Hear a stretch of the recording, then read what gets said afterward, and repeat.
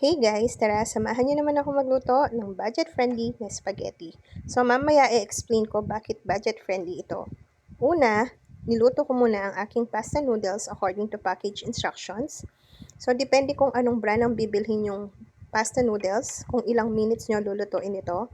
Then sa aking mainit na kawali, naglagay ako ng 1 tablespoon of cooking oil, 2 cloves of garlic mince. Lulutuin ko yan hanggang lumabas yung aroma ng aking garlic at saka ko na ilalagay ang aking 1 big can of Pure Foods Spaghetti Meat Sauce.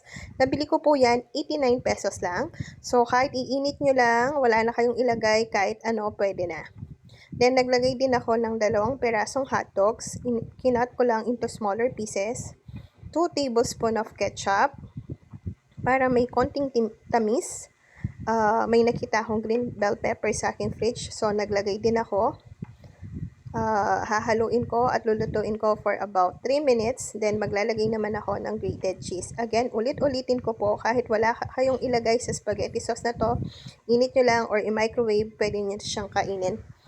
Then, maglalagay din ako ng freshly ground black pepper at saka 1/4 teaspoon of dried basil leaves. So, presenting ang aking budget-friendly na meaty spaghetti.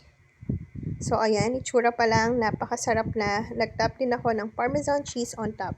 Thank you for watching. Bye!